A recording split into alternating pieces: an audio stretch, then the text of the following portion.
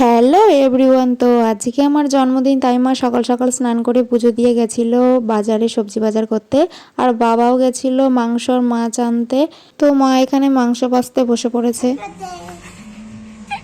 বোন আমাকে সকালবেলা এসে চকলেট দিয়ে উইশ করলো, আর আমি নিজের জন্য এই টপটা, স্লিং ব্যাগ আর কানেরটা নিয়েছি। তারপরে অনলাইন থেকে আমার একটা পার্সেল আসলো, এই প্লাজোটা অর্ডার করেছিলাম। তারপরে আমি স্নান করে রেডি হয়ে নিয়েছি। মাকে আমি আগেই বলে রেখেছিলাম যে জন্মদিনের দিন আমি একটু বেরোবো, রাতে একটু প্রোগ্রাম আছে বলে, তাই দিনের বেলায় বেরোলাম। নিজের জন্মদিনে নিজেকে স্পেশাল ফিল করানোর জন্য কিছু ছোট ছোট জিনিস করলাম। প্রথমেই আমার জন্য একটা গোলাপ নিলাম, তারপরে মিও আমর থেকে দুটো পেস্ট্রি নিয়ে চলে এলাম গঙ্গার ঘাটে ছোট্ট করে সেলিব্রেট করব বলে।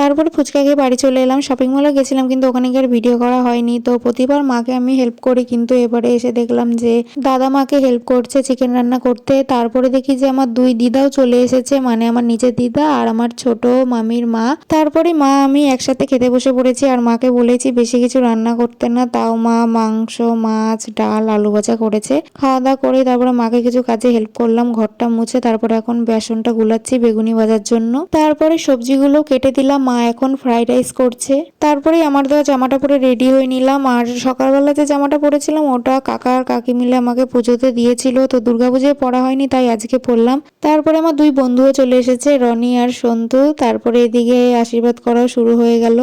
पैसा ही पैसा होगा।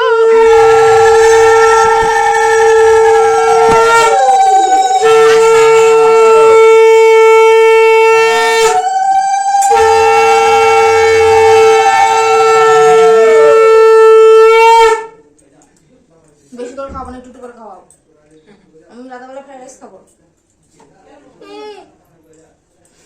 ফ্রাইড রাইস ভালো হয়নি তো, খাবি কি? ওকে দাও, বস এখানে। ও শরম লাগে। শরম লাগে নাকি কইলো? ও ইয়া শরম লাগে। খারাপ।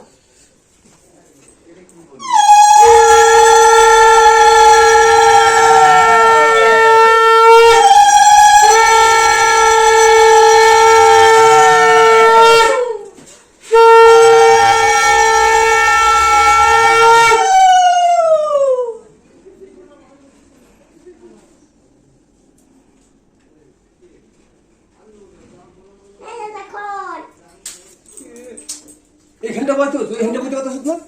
হ্যাঁ ওখানে যায় না, মানে বড়রা আছেন ওখানে। বোকা কোথাকার বিছানা কি বলবে না এ বলো দেবে বাড়ি দাদা ছাড়া কিছু বোঝে না।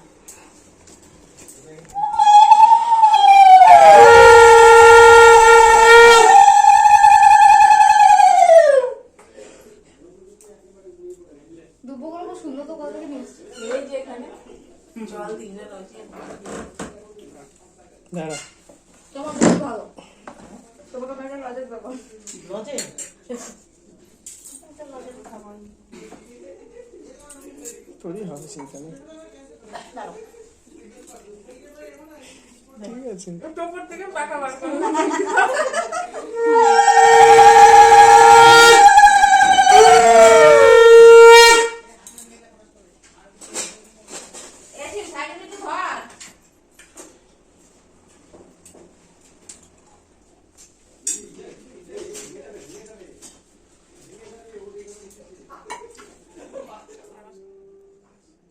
খাবে না মাগো করো।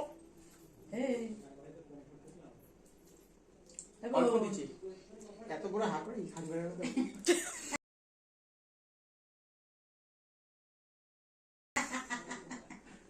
তুই খাবে না কেন? ছোটরাও খায়। প্রণাম করলে কিন্তু হবে না, তাহলে আমি বুঝতে যাবো না। প্রণাম করতে লাগে না, মাথা ঠান্ডা করতে তাহলেই হবে, প্রণাম লাগবে না। अरे कहना क्या चाहते हो? মাথা ঠান্ডা করে প্রণাম করতে লাগবে না। মাথা ঠান্ডা করলে দক্ষিণা দক্ষিণা। মা না করে দিতে, মা না করেছে। বলে যে নমস্কার।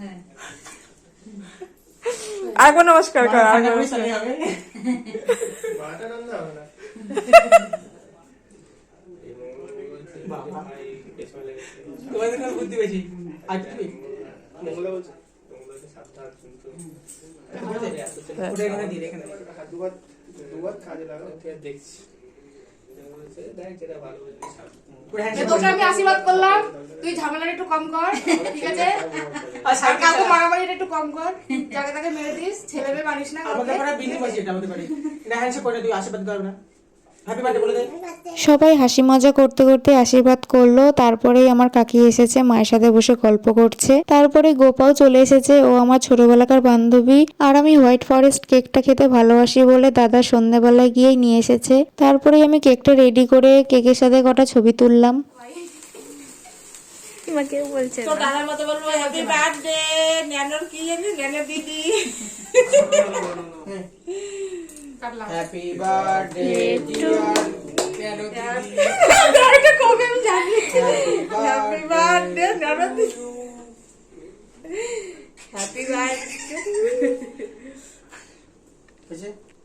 বের বোনকে খাই দাও একটু। নে, সব খাবি, একটুখানি খা।